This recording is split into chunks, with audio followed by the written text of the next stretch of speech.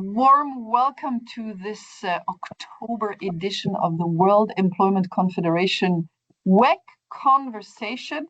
What a great topic we have today as we're looking to unpack all of those incredible opportunities and sometimes challenges that the world of work is encountering right now, and that notably policymakers are tackling with. So today's topic is around, well, skills for the future. And what we're looking to do is to bring hands-on examples. We called it turning policy into action, which of course for any geek and stakeholder like us is always the key, right? I mean, one is to think about all of the frameworks that will drive the world of work forward, but the other piece is, well, what does it then actually mean in the real world, and what is the impact that those policies have? We have with us today, colleagues, two absolutely brilliant representatives of the policy world, both sitting somewhere close to a mountain. Well, one closer to a mountain than the other. And actually this prompts me I just realized importantly, if I may say so, to introduce myself. So I am Bettina Schaller, the president of World Employment Confederation. And if we talk about mountains, I am currently in Zurich, where I am also based. The closest mountain is probably around 35 minutes away. I'm close to the ominous Davos, which maybe some of you know from the media, where, of course, once a year, policymakers who look to turn policy into action meet, and otherwise skiers meet as well. Anyway, that is for me. Christy, you are sitting close to a very a legendary mountain.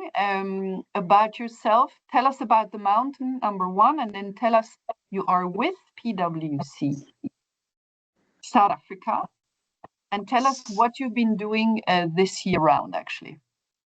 I think talking about mountains is a good phrase to use, because sometimes policy is a mountain to climb. Indeed. I am, as you say, working for PwC South Africa. I'm based in Cape Town. And as I'm sitting here, I'm looking at Table Mountain. It is a lovely spring day in Cape Town, so the mountain is beautiful as always. I am a senior manager in our consulting division, and specifically in our economics team. I'm an economist by training and by trade. And the biggest project that I've been doing this year is working with the B20. PwC is a knowledge partner for one of the task forces focused on employment and education. So there's 8 task forces, and this has been our I want to say our biggest challenge and our biggest pleasure for the year, working on this with other stakeholders, including Bettina, yourself, your organization, and others. And we've been getting very, very close. We've got the B20 Summit next month. There's several side events happening in the coming weeks where the B20 is working alongside the G20 on different topics and events. So this is crunch time for advocacy. And with this opportunity as well, we're talking about what we're doing and how we're trying to, let's say, just improve the lives of millions of people around the world with good ideas. Thank you so much, Christy, for those first insights, and I'm sure a few elements there that might sound familiar or unfamiliar to some of the colleagues on the call. The key for having you, and we thank you so much for joining, is that indeed, if there is one space where that notion of skills and policy decisions and thinking on skills is happening, it is in that context of the G20 and of the Business 20. And of course, the World Employment Confederation, you mentioned it, Christy, has been a very active partner of that whole Business 20 process for many years, notably thanks to the opportunity of actually co-chairing that task force on employment and education, which indeed currently sits with me as well. So we're going to hear more about that right now. But of course, let's now turn to you, Tom. You've been a brilliant expert and supporter of the Confederation, and that is because of your incredible pathway in the world of work. The reason why you are with us today is that you are involved in a capacity building project with European unions that World Employment Confederation has conducted for the past month. And in that capacity, again, with that skills angle, you're going to share with us more about that. There's also going to be a Tristan with us, another dear colleague and longtime companion who has been on this project with you. But before we dive into that, Tom, I mentioned mountains. Where are you based? Where's your closest mountain? Well, we were saying I live in North London, but not far from the Midlands. Birmingham, where I was born, near Birmingham, and the nearest mountain to me is probably it's called Mount Judd, but essentially it's a slag heap that came from the days of mining. So it's really not really not on a par with Table Mountain or Davos. Let me tell you that. Well, but still a lot of history behind that. A lot of Tom, history, that's for you've sure. been connected to this world of work via various activities. Just give us a quick overview of what's keeping you awake these days.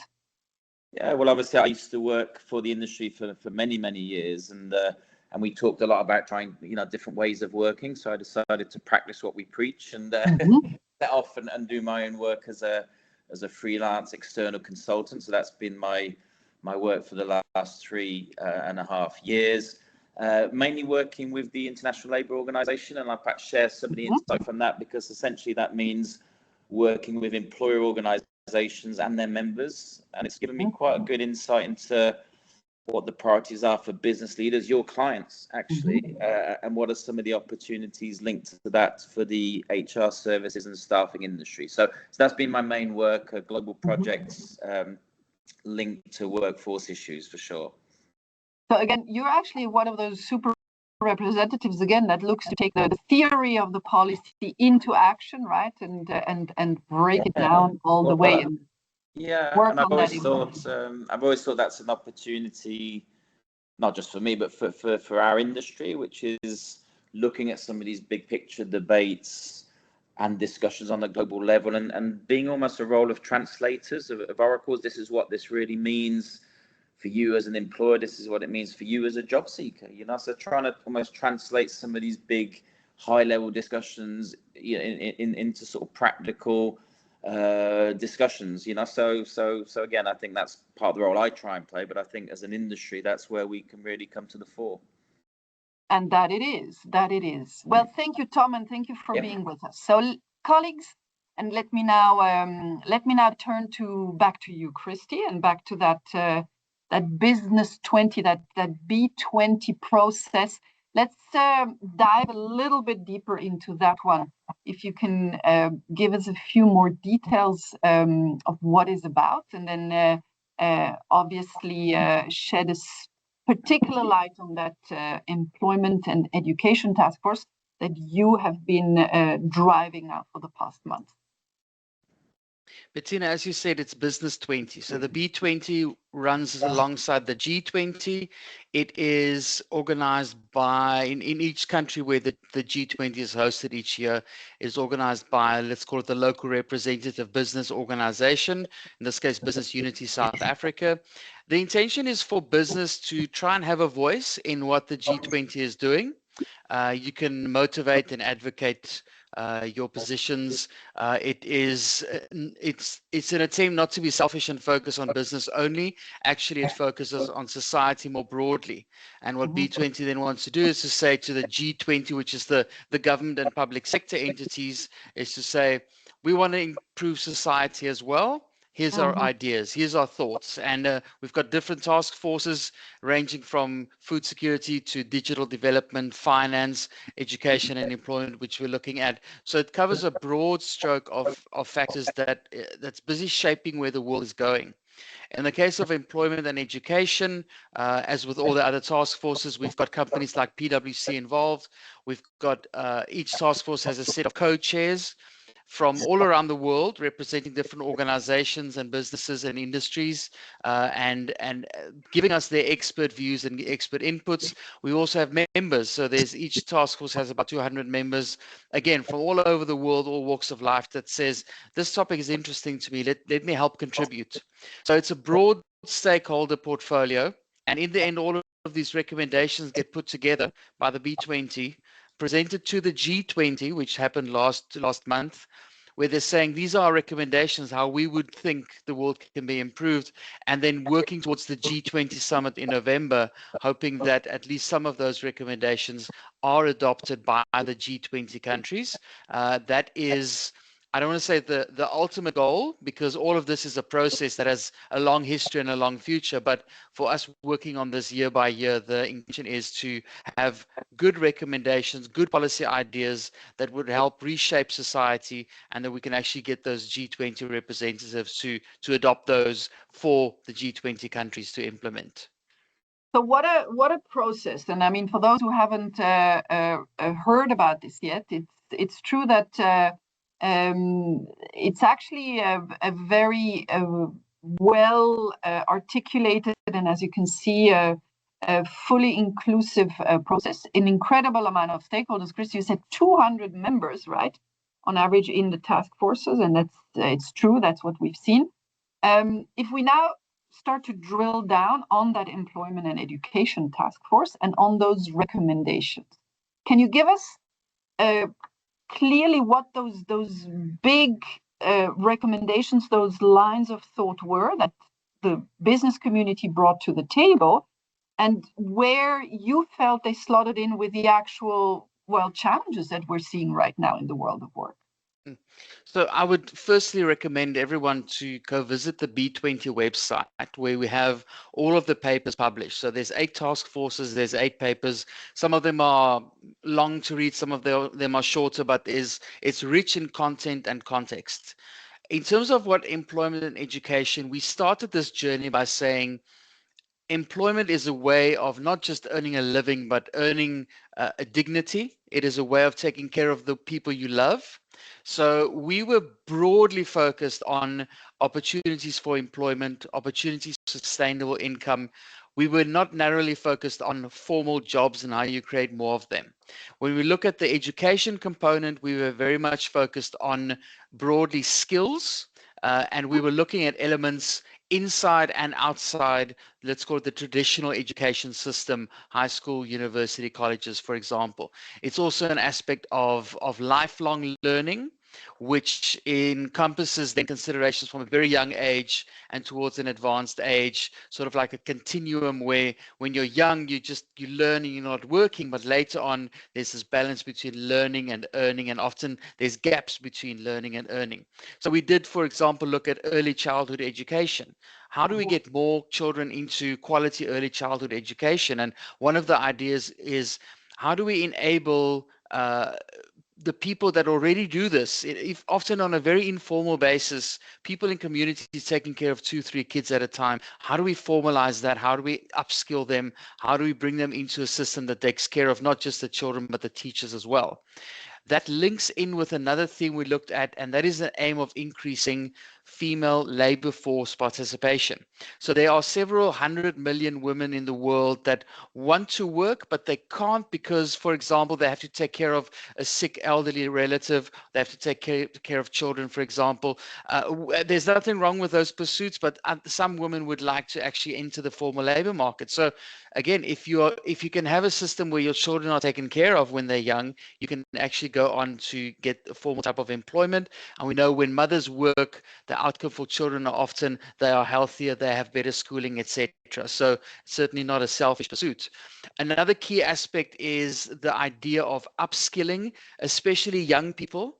And even those that have a formal qualification like secondary or tertiary education, there's always a gap between what they've learned and what they need in the labor market. So we're looking at elements of short-term upskilling and specifically demand-led skilling. In other words, we need to understand what companies and industries need, and then you fill in the gap with an extra month or 2 or 3 months of training. So those are some of the key aspects. We also need to obviously recognize the element of technology in there. There is debate daily on how do we incorporate new technologies like artificial intelligence into education and labor. So we had to look at tech in all of the elements that we're looking at. But those are the main ones that sort of take us on that journey of lifelong learning. And how do you get to a point where more people are able to enter the labor market with more skills towards some kind of sustainable income. And in the end, our task as the Education and Employment Task Force is to think about these labor market components and how do we think 5 or 10 years from now, we have more people with gainful employment because we were able to get some of these things enacted as policy. No, indeed, Christian. I mean, I had the pleasure of being part of the process, and it's true that out of all the challenges out there, narrowing it down in a way and zooming in onto the aspects that you've just described is of course key. And we're going to dive a step further right now. I must say, maybe for our listeners, what was particularly important to me this time around is it was the first time that South Africa held a G20 presidency, and that so many stakeholders of the African continent came to the table, and so all this approach to how the big topics that are around in the world of work were handled, and notably the skills issue as well, had that specific lens, which was very enriching. And again, we will look at how South African employers notably reacted to the recommendations just now. But for now, thank you so much, Christian. I'd love to turn to Tom. So a little bit of a change of scenery. So from Cape Town to a mining hill here again. And how fitting, Tom, because the project we want you to tell us more about is that capacity building project, right, that you're involved in, that the World Employment Confederation is involved in with the European Trade Union. Can you first tell us a little bit more about the project itself and what the goal was of this project? Yes, so it's a capacity building project which was aimed at, in some ways, transferring examples of good practice from established national recruitment federations and work organizations to countries where perhaps it's less established, where temporary work is less established. So that was one of the concepts, and it brought together, obviously it's a European funded project, so looked at developments across Europe, but actually all of the themes I think would apply in most countries. So it isn't just about Europe. So I think definitely some relevance to wherever you are in the world. And we looked at 3 areas. One was around training and reskilling, one was around working conditions, and one was around social protection. So it was a good opportunity to share views, but also to find examples of good practice. And if you look through the report, it's heavily based on case studies, most of them transferable, and identifying themes and activities in countries that could be replicated elsewhere. So it's quite a practical piece of research in reality. Okay, Tom, you say it's a practical piece of research. Now we want to hear more, and I think this is where Tristan comes into the picture, right? If he's on here, I mean, there's I know he's having perhaps a few difficulties in logging on, so I don't know if you're there with us. Tristan, are you there? This is a call into the. If not, I can share. Maybe a few stuck of the behind the messages. mountain. Well, then, indeed, Tom, do share with us now. So what are those practical case studies? Yeah, so practical. So some of the key messages that came out. And by the way, as you're listening to this, do drop any comments or questions in the chat. If you're watching the recording, just drop me an email if you've got any questions about it. But one of the big messages, Bettina, was around the importance of social dialogue. And it was good to be in a room with a mix of industry experts as well as trade unions and having a shared agenda. And that agenda was, how do we make temporary staffing better? And let's not take that for granted, because we know in some countries, the agenda is quite different. It's not about making temporary staff better, it's making temporary staff disappear, isn't it? So this idea of coming together with a shared agenda, I think was very positive. And one of the aims of the project is to help social dialogue improve in countries where it's not very established. So that was point number one. And two other points I thought were really good to reflect on. One is around reskilling. We hear a lot about reskilling, and that was great to get Christie's take on that right at the start. But how do we make sure that everybody has access to reskilling and training, irrespective of what type of contract you're on? So that message of our industry being at the forefront of reskilling and making sure that temporary workers have access to training was a big theme. And again, what an opportunity. As you'll be pleased to know, Bettina, we would reference the WEC research extensively through the different sessions. 68% of employers say they can't reskill fast enough. So there's a challenge there. There's a problem in need of a solution.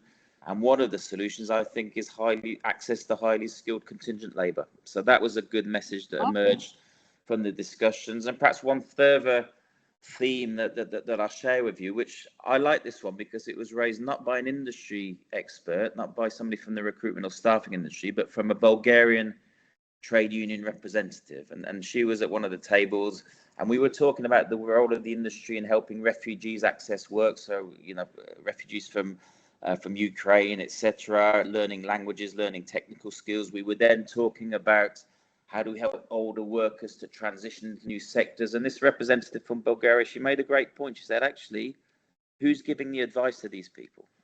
Who's in the front line of this? And often it's staffing recruitment experts. And it was a great point, because what that got us onto is when we're talking about reskilling and upskilling, we need to take that on board in our industry as well, don't we? So how do we upskill the people working in the front line of the staffing and recruitment industry was a big theme, and again, I think a big opportunity for us going forward. So there were three of the top messages based on case studies. And just to give you a flavor for that, I really like the case study from Belgium, which was about how do you help drive self-awareness of your so-called soft skills or interpersonal skills. So they've got a whole system for you to evaluate your own gaps and to boost your soft skills through that. That was a nice example. I love the example of a mobile truck that would go from site to site to help raise awareness amongst temporary staff of health and safety issues. That was a great example, and lots of others throughout the report. So I'm sure that will be accessible in the future. But most of these case studies that we used in the report, I think, apply beyond Europe, and it's just good source of inspiration to have a look at some of those examples of initiatives that were making a real impact on the ground. Well, thanks for sharing that. And indeed, I think the one action item is to basically copy with pride, right? If anything, because seek inspiration, maybe. Yes. Sorry, that what seek inspiration. Seek inspiration. No, but isn't actually the world we live in? It's fascinating. I mean, innovation is happening all around us, and it's key, and it's key also in the policy making process. Yeah. Just one other thing to share, actually. One case study which I really liked was a WEC members GI group. So they hosted the meeting in Milan, and one of their initiatives was providing advice to people coming from Ukraine, how to integrate the jobs market, etc. But what I really liked in this case study is they were also advising employers, because the employers, their clients, weren't sure about how to integrate. So this idea of providing added value to your clients by giving advice on how to integrate, how to manage people coming from a difficult situation, I thought was a great example of the industry going the extra mile and providing real positive services to their clients as well as to the workers that they place.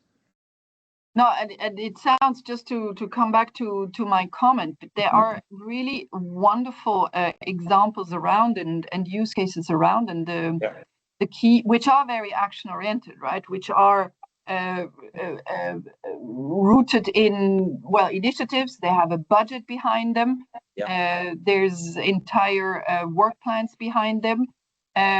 There's hopefully impact assessments behind them, and I'd like to dig in on that one just now as well. And that's why very often the key is behind bringing to the surface what is being done in some of the countries. Maybe Tom, and I don't know, I mean, it is a serious one to say, and I know you meant it seriously, it sounded casually, but the key really here is behind the action, which is to recognize the role that private employment services are playing, right, in being the solution providers of those action-packed use cases, of course. And that is not always a given, and that's why, of course, the project that we were involved in and that you represented the industry on was so important. Can I just come back to the notion of impact? Yes. Is this something that was also discussed in the context of this this capacity building exercise? Well, yes, because impact is measured in a lot of the examples that we put in the report in terms of number of people who've been through training, for example, number of people who've been through health and safety guidance, etc. So the impact was there. And I think what you said is right, because I think one of the progression points in terms of how we impact on the policy agenda, how we boost reputation going forward, is not by saying we could do this, we should do this. It's about showing what we're doing. So it's a show rather than tell agenda. And I think it works, you know, so having like micro examples, short and punchy about what the industry is doing to make change happen, quantifiable change, is one way that you make a breakthrough or step change in terms of impact on lobbying and campaigning on a national level. So in terms of methodology, I think that definitely works. Mm-hmm. Good to hear. Thank you, Tom. Christy, let me come back to you. And so diving in again into that mystical Cape Town, and I don't know if there's the beautiful cloud constellations over it right now as we're speaking. But so let us go back into this this B20, the global framework, those recommendations. And since today our colleagues have joined us to talk specifically about that skills for the future angle. So let's just zoom in on those upskilling initiatives and look at it again from the angle of action, of what this should incite businesses and employers to do. So tell me, what was the approach there? And again, where do you see that the action, the impact can happen over the next months? Oh, you're on mute, Christy. I was giving Tom the time and the respect that he deserves, so I put myself on mute. So my apologies. I had 7 words there that you didn't hear. So let me use them again. The idea with upskilling is that whether someone has formal education and training or they don't, there's going to be a gap between where they are and what the labor market needs. So we want to close that gap. And there are great examples, I mean, in South Africa, but globally, one of the good examples is when it comes to, for example, call centers, when it comes to business process outsourcing, where you have someone with or without a formal education, but with a certain amount of training, let's say 3 or 6 months, they can find themselves in a formal employment situation where they work, I want to say, a safe office job with a good income, where other people with a 3 or 4 year university degree might be unemployed because that skills gap has been closed. And in this example, when it comes to call centers, BPO, the industry and education works well together, because you are, as an employer, dependent on someone training and upskilling the people that you need. So often it's the case of an employer would be sponsoring this, where someone signs up for the training, then they already have an opportunity when they have finished their training. We see similar things when it comes to software engineers and coders, etc., where there's such a big gap that as soon as you enter that training, you almost already have a job. And this example shows us the importance of cooperation between, let's call industry, the employer, and training, academia, on both sides of because they want to they want to create a skilled person on the academic side, And on the business side, you want to employ a skilled person. So the key factor in this upskilling, whichever industry or sector it might be, is it needs the involvement of both the employer and whoever's giving the training. Involvement could mean working on curriculum. It could be where the money is coming from. It could be help recruiting. Every industry is going to be different. But it's important to understand that in a world where especially so many young people are unemployed, and where university and college education is not giving them the skills that they need, employers will increasingly be dependent on these types of initiatives that they need to be involved in. As I said, we've got good examples. It does require in different industries that employers might need to organize amongst themselves to start doing this. There are obviously considerations from competition law perspective, how you can cooperate and work together, but in each jurisdiction that does change. The point is that employers cannot wait any longer for the right people to come knocking on their door, because that skills gap is not going to be closed without a significant amount of effort. And of course, there are benefits with these efforts in the end. So in most cases, it's really worthwhile for employers, either individually or as a geographic or an industry group, to work together to support this kind of upskilling to narrow that gap that exists. Yep. Can I jump in there, Bettina? Because you made me think there, Christy. Come on, please. You made me think one of the interesting themes from the case studies and the project. Oh, now you're on mute, Tom. Le bouton. Well, while Tom is finding the button. No. It's there you go. Sorry about that. I was just gesticulating a bit too much. You made me think one of the themes from the project was about the content of training. But what I found really fascinating is the changing format of training and all these case studies about how do we engage people. It's almost the psychology of training, because one of the barriers was lots of people falling out of training courses. It's got to be shorter, it's got to be sharper. And there's a big onus on the people doing the training. And that's a challenge in many countries, because the bar is quite high. You need to be a subject matter expert. You need to know your stuff, but you need to be able to galvanize people, to motivate them, etc. So I thought that was quite an interesting finding from the project we did with WEC and Uni Europa, was that big change in the delivery of training. So I don't know if that's come out in your project. You know, gentlemen, what I love about what both of you said is there we are exactly in that action space. Okay. Because policymaking usually is your policymakers, let's just generalize, your bureaucrats who have wonderful intentions, of course, and are obviously highly skilled, theoretically, academically, etc. But how does the real world look like? And everything you've just described is really around, well, in the business world, these are the challenges. These are the pain points that we need to address. And I mean, Christy, you mentioned the gaps; those have been known, right? So how do we address those gaps? And then, indeed, it just needs the action that is needed once you've addressed the gaps. Is that then you can't again leave it just to governments and policymakers, but you need, as companies and employers, to get active as well. Fascinating for me, Christy, that and it's true, it was brought up that this competition law element came up in the context of the discussions in the task force, because of course in many countries, if there's one area where employers agree that they should be working together, it is in building coalitions around skilling, and so that is always an interesting piece there. Right. I'd love to bring in our friends who are listening in and who have for sure come with many questions to this. So I'm looking into the screen on my side for any question at this stage.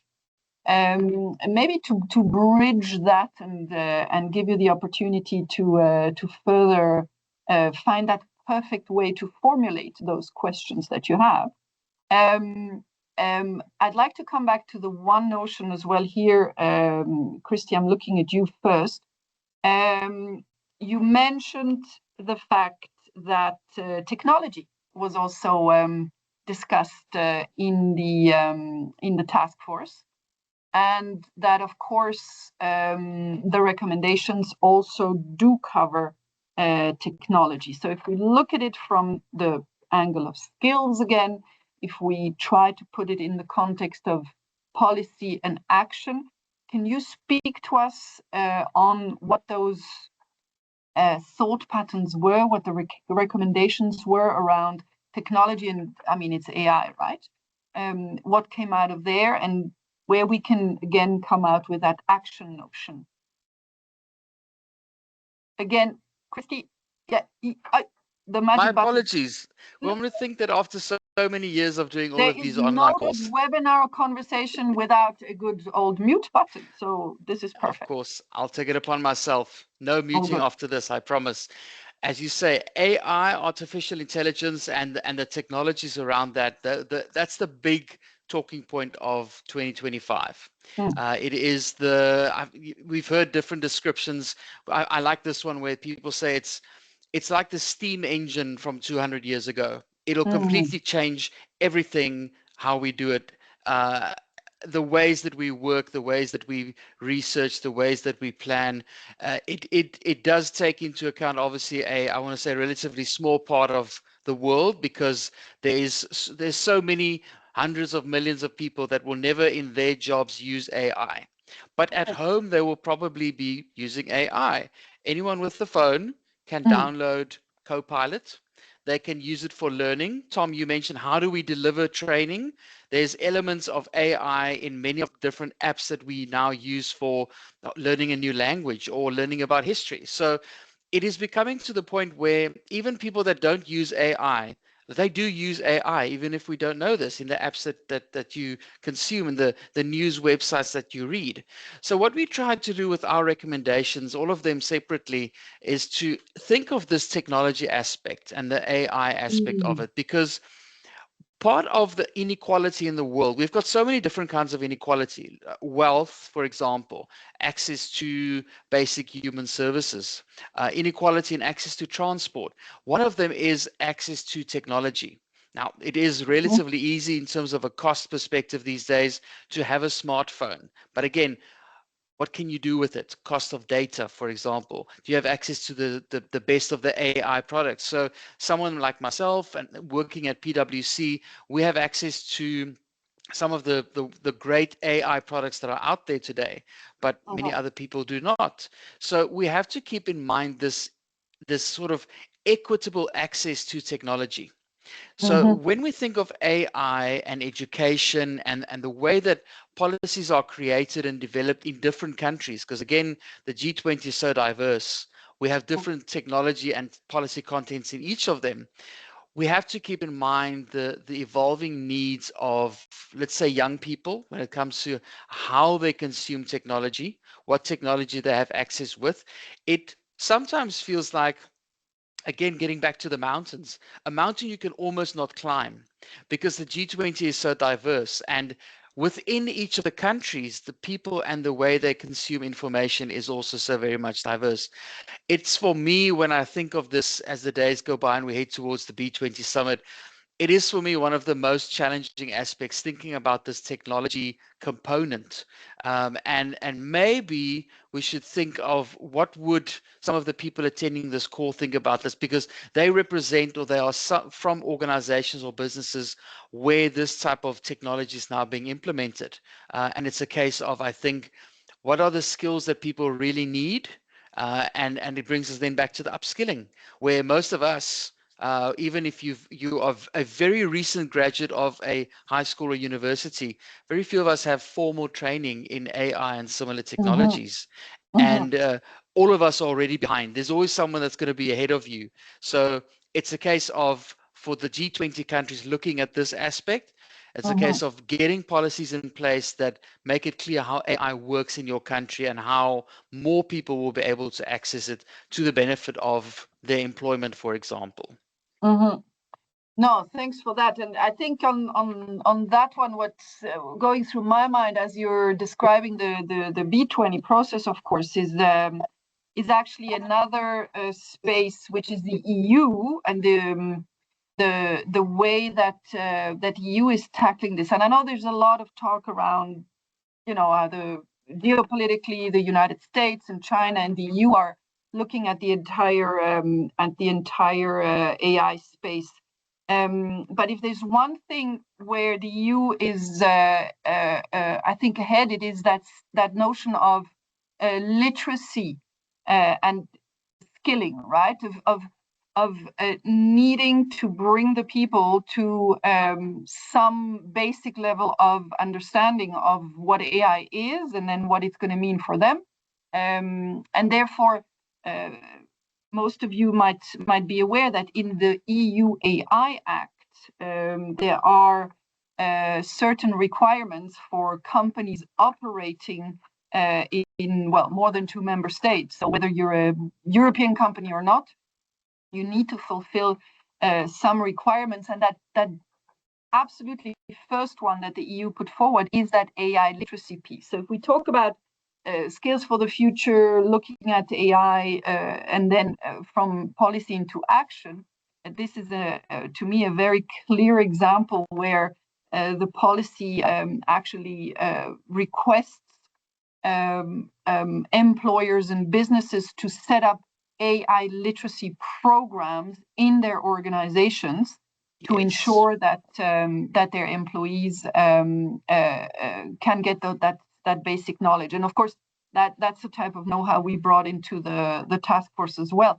The challenge as usual that we have here is that it does leave many people behind, because not everybody is in an employment relationship with one of those employers, and of course not all the companies can actually put in place those big upskilling and or AI literacy programs. But thanks for that. Now, John, I see that you've got a question for us. It's in the chat, but I'd actually love you to bring you in and ask the question directly. So over to you, John. Happy to, Bettina, and Christy and Tom. Thanks for being here. I guess my question is that I think we tend to focus on a lot of the tactical issues of what is immediately in front of us. And I think there's a bigger question. And when I hear the B20 and the G20, I tend to think more of the big questions that are coming out. And so the question that I'm posing is that we have a recognition that we have demographics have a decreasing number of participants in the workforce. We understand that. We recognize that AI and technology is doing an increasing amount of work for organizations. So the result of that is that you have less working people and less of a taxable base that is performing work, which leads me to believe governments at some point are going to have questions about how do we rethink this model, because the revenue that they gain from humans doing work is going to be coming down. And so I'm just curious if in those conversations, you're seeing that conversation begin to come up with governments. And if so, are there things that we can be doing to better position the value of agency workers, of independent contractors, of this flexible workforce that's becoming so important to so many employers? Thanks for that, John. Christy, do you want to take it on the B20, and then Tom? It'd be great actually to hear your perspective with your ILO work. Maybe you've got some thoughts there. Christy. I think from the G20 perspective, and this is both from our task force and a few others involved in digital aspects, we are framing AI as an opportunity for people to be able to do more, think better, work better, a way of augmenting what you do. So let's think of it similar to having lights on in an office. Before electricity, you could only do so much before it's dark. Electricity was added. I can do more in a day. And that's the same thing we're trying to do with AI. Yes, there is concern that tools like AI could replace people. And the motivation that we have, and that might be from a PwC perspective, is that we're trying to say that AI isn't necessarily going to take your job, but someone that can use AI might take your job. In other words, for you to remain valuable as an employee, you need these skills. And it is a very simplistic view, I know, maybe a very optimistic view.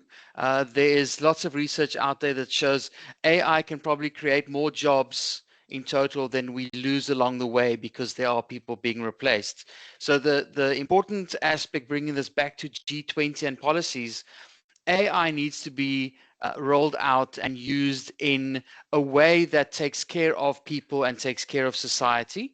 So it needs to be responsible, ethical, sustainable, all those important aspects of something that enables us as people to be better and of society to be better as well. Yeah, no, thanks for that. I think and that realization or approach is there. I think if we bring it back to just the question of well, the whole financing piece and what's going to happen if less people are around, where will societies be able to sustain themselves currently? John, to your question, I mean, this is running through every government that we speak to, for sure. Probably at the macro level, it's not something that I saw per se in this year's agenda, but it could be something. Who knows? Maybe the United States picks up as they hold the G20 presidency next year, and actually, it could be something USCIB brings up. I don't know, but it's clear to me that that our industry is one of the key solution providers in that space, right? As we're just looking to ensure that anybody who can be productive and play a role in a labor market actually gets the opportunity to make that contribution.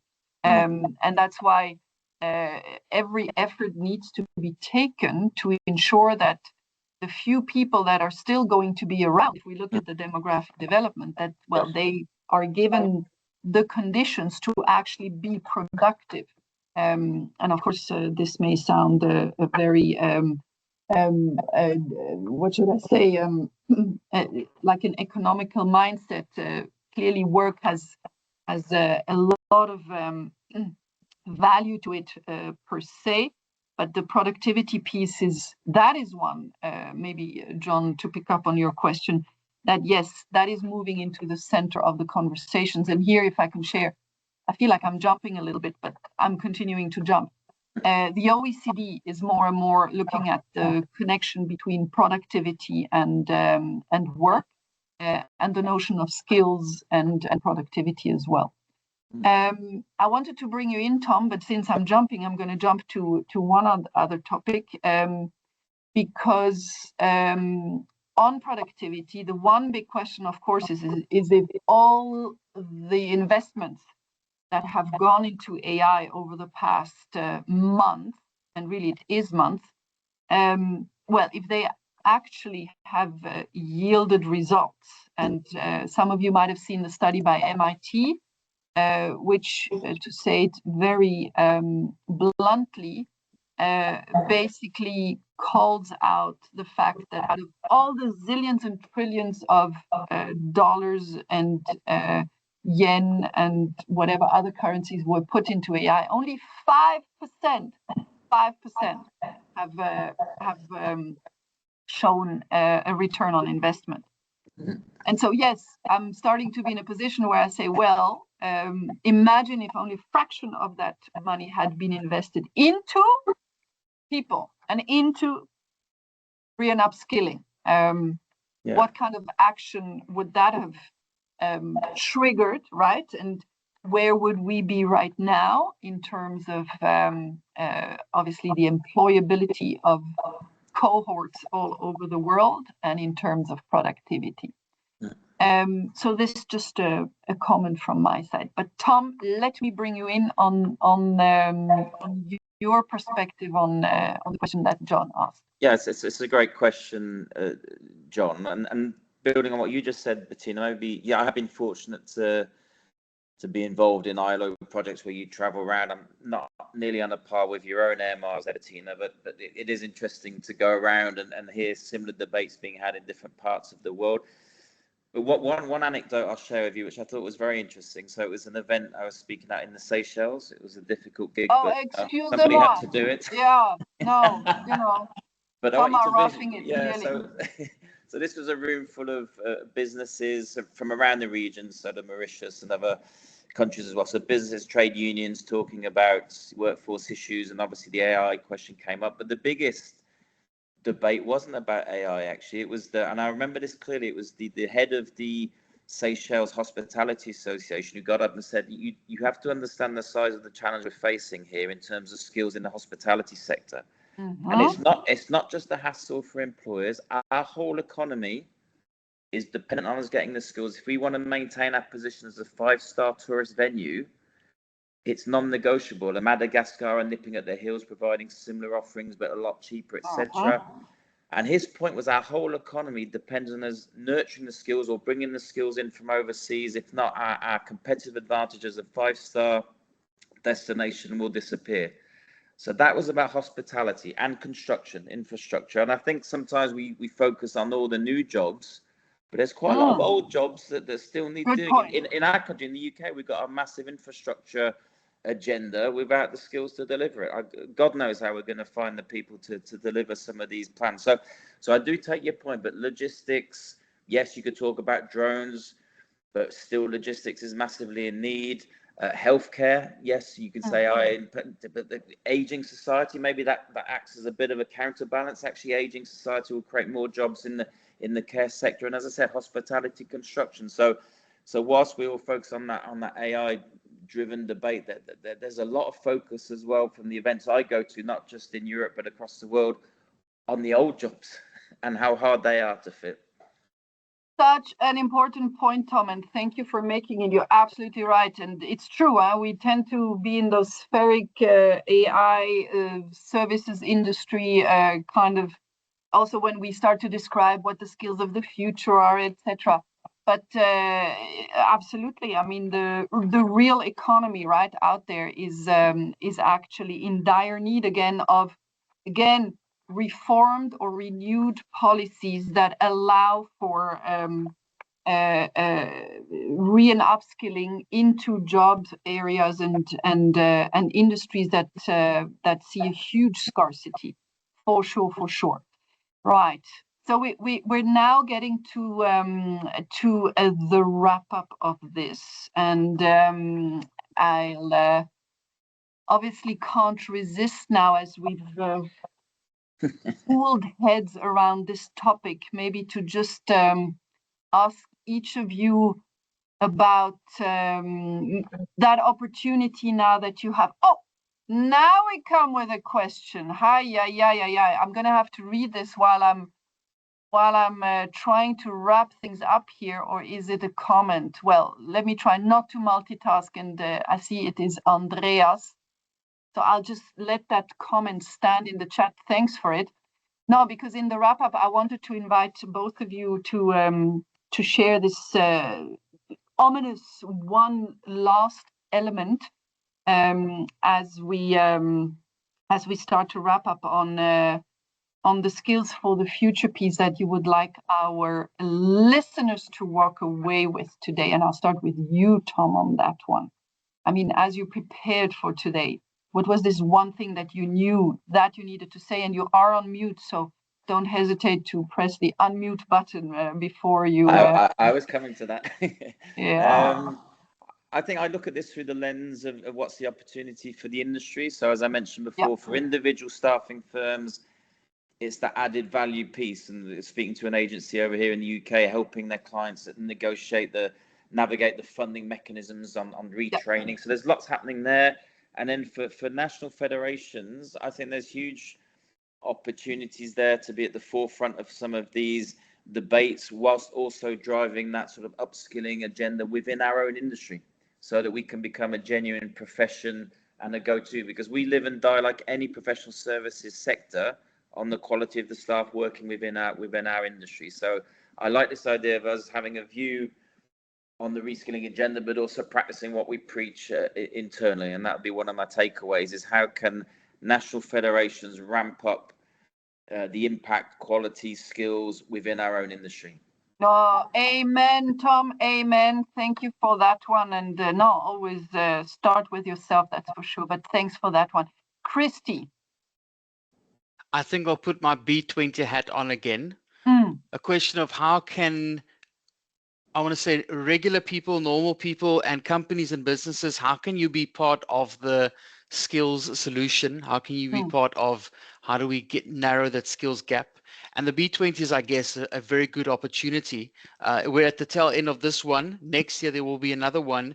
There will again be task forces looking at these aspects, and they will again need members to give inputs. They will need co-chairs to give inputs. So volunteer your time in that avenue. There are many others, of course, but I'm putting my B20 hat on again.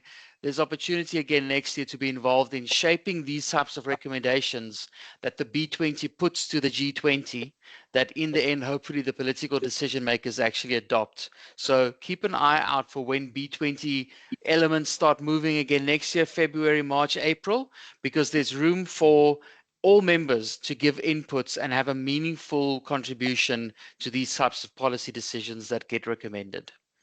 Amen to that, Christy. And indeed, and I can assure you that this is right in line with our understanding also of how important it is to be sitting at the table and co-creating that world of work. And in the skilling topic, we will continue to having to showcase all those use cases, those examples, and make sure that the policy level breaks down to action. So from my side, a huge thank you to the two of you gentlemen for taking the time, for sharing those insights, and spending that time with us. And with that said, dear friends who are listening in, dear colleagues, it is now my pleasure to invite you to consider two things. One, the next WEC conversation, which will be taking place on the 20th of November, and which will provide us with a deep dive into HR services, regulation, and advocacy, looking to contribute to a regulatory environment that enables the industry growth of the HR services industry. As usual, it will be in an interactive conversation style format, and we will have representatives from 3 World Employment Confederation members joining. That is la AGEST from Chile, the Prisme Emploi de la France, and the ABU from the Netherlands. So do put that on your agenda. And the second piece, dear colleagues, that I wanted to ask you is to quickly take out your phones or whatever, because we have a QR code just to give your feedback on this WEC conversation. As usual, this will help us to make things bigger, better, brighter, shinier for the next one. And with that, we are at time. So thank you again so much to all of you for joining. And a special thank you again to Tom and Christy for sharing those insights. With that, back to the mountains. Yeah, it is still there, and hope to see you soon.